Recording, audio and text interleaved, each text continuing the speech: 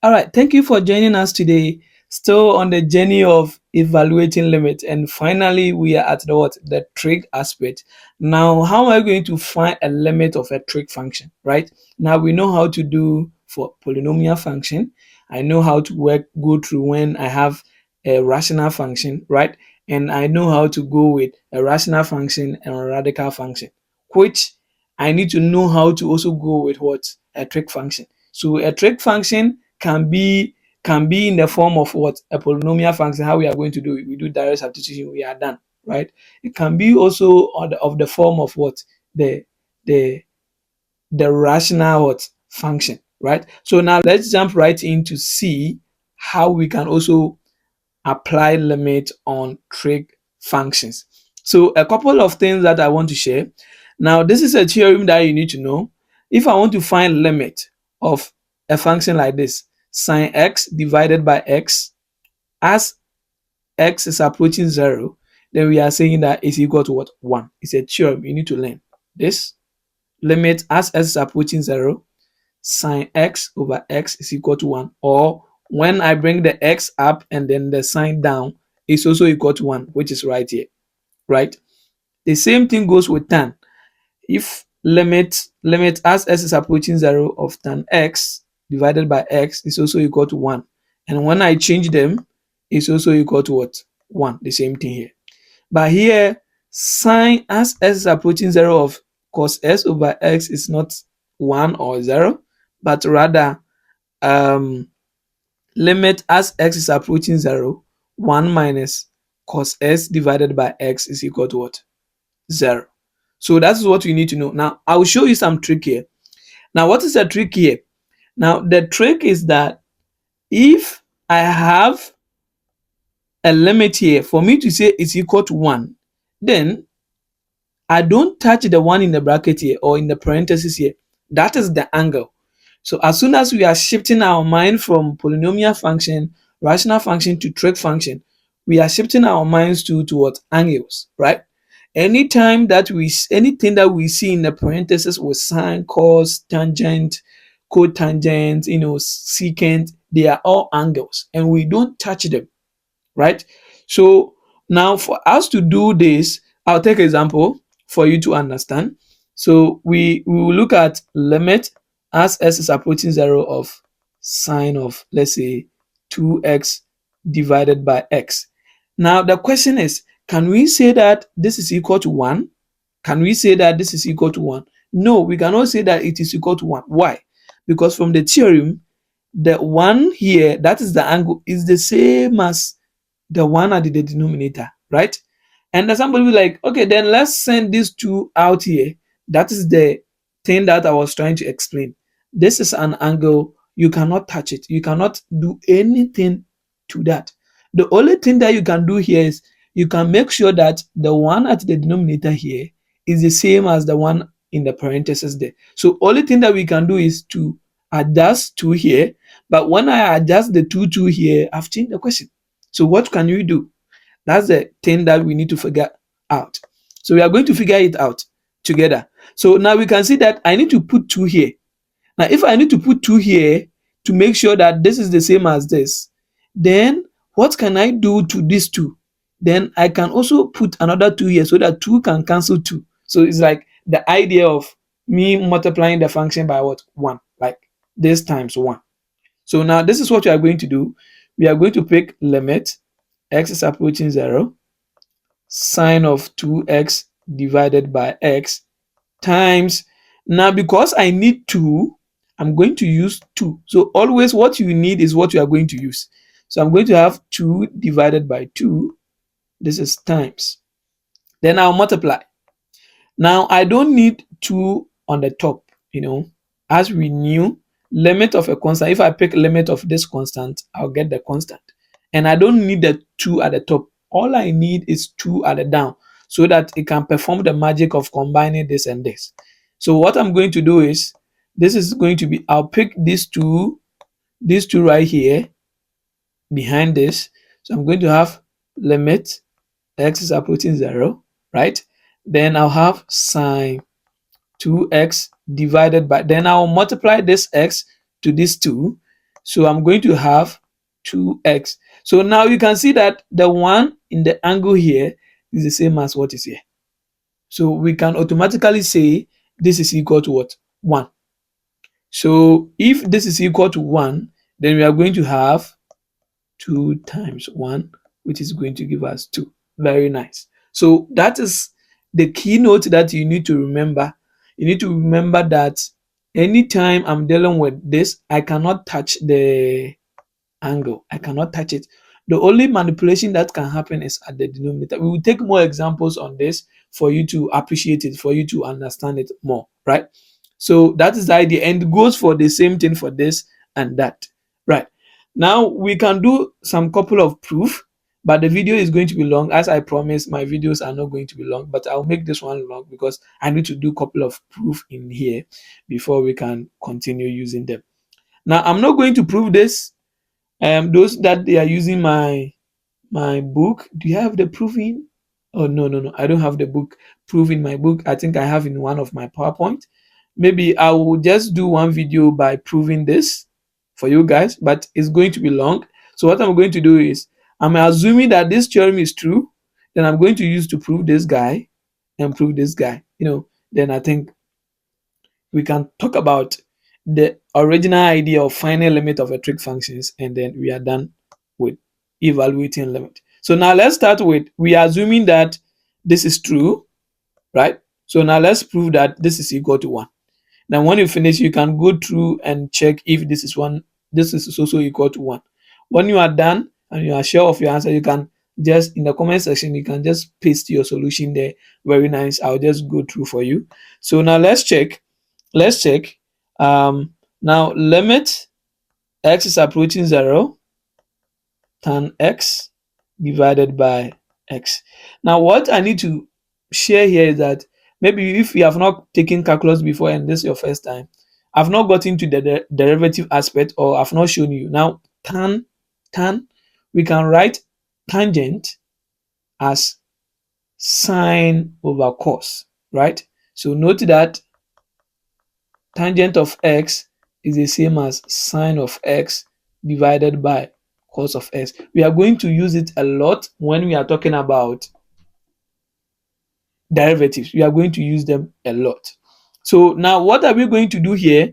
Now if that's the case, then in place of the tan x, I'm going to replace it by sine of x divided by what? Cos of x. So this is what I'm going to have. Sine of x divided by cos of x. That alone is the of x. So that alone is the tan. But don't forget, it's divided by x. So I don't want to complicate things. So this division here, I will write it as divided by, right? And then I'm going to have it to be now divided by x. So you can see that this division here is right here and divided by x, which is here, right? So this is going to help me to find limit x is approaching 0, sine x divided by cos s times, now I'm changing the division sign to multiplication. So it means that I need to reciprocate 1 over x. Like my x is going to be 1 over x. So this is going to give us, when I multiply, but now I have one theorem that says that sine x over x when x is approaching 0 is what? 1. So we are going to use that theorem because I can see sine x here and I can see x at the denominator here, right? So I'm going to swap two things. I'm going to bring this x at the denominator here and move the cos 2 here. So I'm going to have limit x is approaching 0, sine of x divided by x times 1 divided by, so let me just do it like this way, times cos x. So we can see that now we're able to do this. And then when we are using the properties of limit, we did something. Let me shift the equal to sign here. Now we said anytime we have two functions and they are multiplied, we can distribute the limit. So we can pick limit of this, and we can also pick limit of this and that. So we are going to have limit x is approaching 0, sine x divided by x times limit x is approaching 0, 1 divided by cos x, right? So this will help us to, now we know from one of the theorem that I said I'll prove it later. Remind me if I forget. This is equal to 1. We know it. We have not proved that, but we know that that one is 1. So this is going to give us 1 times. Now we don't know this guy here, but we said whenever we have a function and it's a rational function, first thing that we need to do is let's do direct substitution and see if there is something proper that is going to come out. So I'm going to have 1 divided by cos of 0, which is going to give us 1 times, what is cos of 0? Cos of 0 is 1. So I'm going to have 1 times 1, which is equal to 1. So now this shows that this function right here is equal to what? 1, as we said. So you can check this side and see, going through the same process and see if it is true that this is also equal to what? 1. And remember, when I was using this, I used this theorem. It means that when you want to prove this, you need to use this one. Right. So that is the idea with how to prove that function. Now let's go through quick with this one. This video is going to be long, but don't worry. Make sure you watch up to the end. And it's very nice. Comment and then give your suggestions, videos that you want us to upload and do them. You can give suggestions in the comment sections too as well. So now let's look at the last one that we want to do here. We want to look at we want to prove that this limit right here is also equal to 0, this one. So let's check it out. Now we want to find limit x is approaching 0, 1 minus cos x divided by x, right? So this is very simple. So now let's look at something here. You know, when I do direct substitution, the denominator will be 0, right? The denominator will be 0. So what can I do? I can decide to split this function like 1 over x minus cos s over 1 over x to bring problem. So we are going to use the idea of conjugate. You remember how we did conjugate? Now this is the idea of, we can also do conjugate when we are using trig functions. And you see, we are talking about conjugate when it is involved with radical functions, right? Rational function and radical function. And we can see that here we have rational function and trig function. So it's a rational function which involves what? A trig function. So for us to work this out, we need to find conjugate. So remember how we did the conjugate? So first, you see that first when we do direct substitution, he will be 0. So we cannot do it. So we need to find the conjugate. So what will be the conjugate? Now, conjugate, we pick the one with the cos, right? So we are going to have 1 plus cos of x divided by 1 plus cos of x. And as we learned from conjugate, we said when we are simplifying, when we are talking about the radical function, we said simplify the one with multiply the one with root here and root here, right? Here too, we are going to multiply the one with, you see, the original function that we are looking at, cos. So we need to multiply with the function that we have cos here and cos here, and leave the denominator, right? We just need to leave it out. So this is going to give us limit x is approaching 0, right? Then I'll multiply 1 to the 1 and then 1 to the cos. Then when I finish, cos to 1 and cos to what? Cos. So I'm going to have 1 times 1 is 1. 1 times cos is cos x. Then minus cos s times that one will give us minus cos s. Then cos s times cos s is going to give us cos squared x, right? Divided by, we said we don't simplify the one that we have at the denominator. Very nice. Now what happens? We can see that this guy takes care of this guy, right? So if that happens, we are going to have limit x is approaching 0, 1 minus cos squared x divided by x, 1 plus cos of x, which is equal to. Now, the idea is that we have this idea, this perception. We will start with looking at trig functions where we need to do the derivative, the inverse function, and we want to use a lot of properties. And one of the property that we are going to see is this one. Anytime we have this idea that sine squared x plus cos squared x is equal to 1.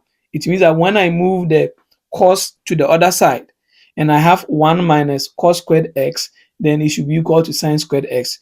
So this function right here is equal to sine squared x, right? So I'm going to have limit x approaching 0, and I'm going to have sine squared x on the top, then x 1 plus cos x, right? We'll do more about this, so don't get worried, right? But know that sine squared x plus cos squared x is equal to 1. I want to make sine squared the subject, then you will see that it's the same as 1 minus cos squared x.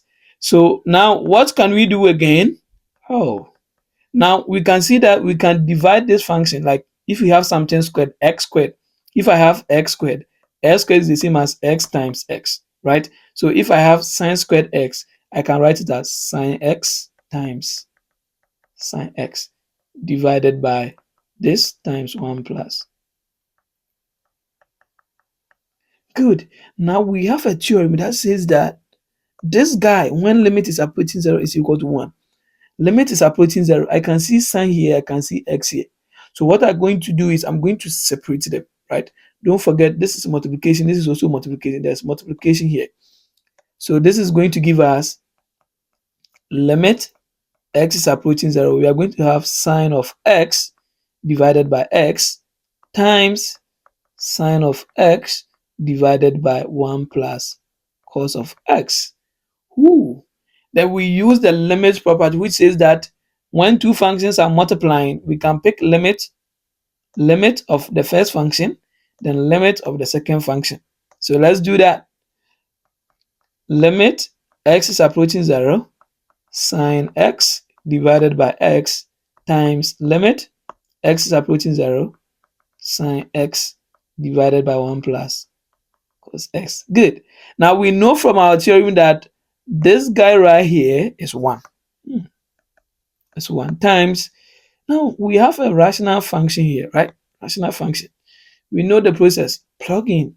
If it doesn't work, find conjugate or simplify and see. So now first let's plug in.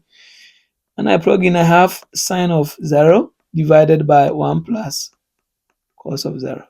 Oh, what is sine of 0? Sine of 0 is 0. Cos of 0 is 1. When I have 0 at the top, I'm so happy because nothing happens.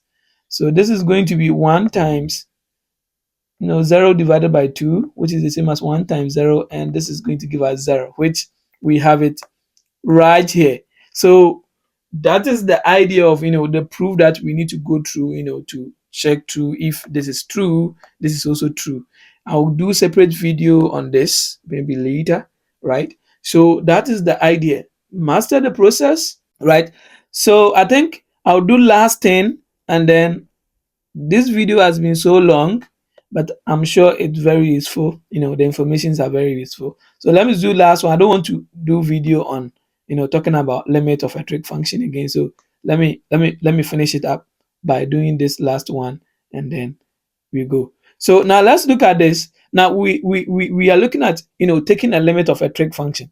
So now let's look at a trig function here, like sine of x. Now what is the sine of x? Now when we talk about sine of x, which we are going to look at it in maybe 1 or 2 videos that I'm going to do next, which we know that sine is a continuous function, right? It's a continuous function, or yeah, it's a continuous function. So if this is a continuous function, then I can write this limit here as sine, then the limit will go inside the parentheses and go and perform the magic. So remember the properties of limit, right? When we have a power rule, right? Limit goes under the bracket and perform the magic before the. So sine is like putting that magic together. So now we can see that x here is a polynomial function with order of what? 1, which is a linear function. We can do direct substitution from there. So I have sine, and this will be Sorry, this one should be a.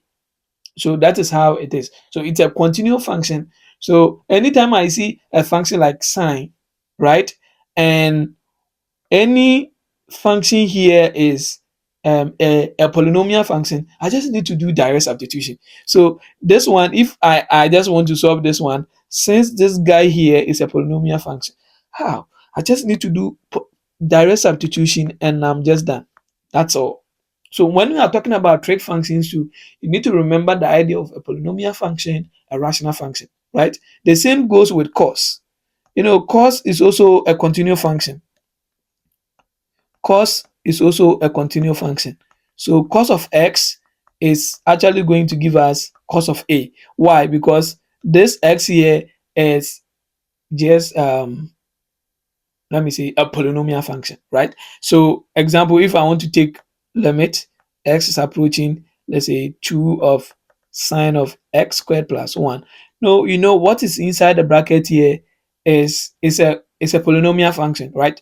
So I just do direct substitution, and sine is a continuous function, so I don't get worried about it. So I'm just going to have this thing to be sine of 2 squared plus 1, which is going to be sine of 4 plus 1, and this is going to be sine of what? 5. Very simple, right? So this is what you are going to get. But let's assume that we are doing it and it's in the form of a rational function. The same thing, you need to go through the process of what? A rational function.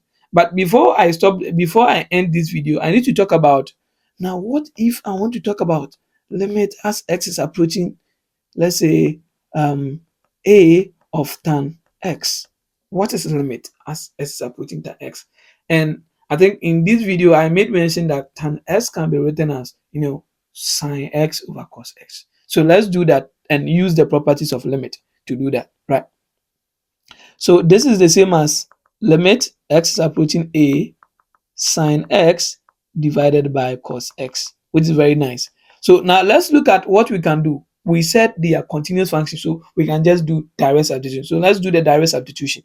This is going to be sine of a divided by cos of a. But remember, anytime we are dealing with a rational function, we have a condition provided here. So here will be provided cos of a is never 0. That is the assumption here. Now remember, here there is no condition, because if I find cos of a and I'm getting 0, it's a 0 standing on its own. It's not at the denominator. So provided that this is not equal to 0, then tan, a limit of the tan 2 is going to exist. Because why? A tan function is not a continuous function, because when you look at the graph of a tan, it goes like something like this, like in this form. You will look at them, right? So that is the idea of finding limit of a trig function. Drop all your questions in the comment sections. If you need any clarification, you can put it in the comment section, and I'll make sure I'll clarify that either in a video or I'll type it in the chat, right? So this is the end of learning how to do evaluating limit, the journey of learning how to evaluating limit. So in the next example, in the next video, I'm going to look at the sine, cos, and unit circle, right? The graphs. And then right after that, we are going to take examples, right? Examples on how to evaluate polynomial functions, rational function, and radical trig functions. We are going to do a lot of examples there. See you.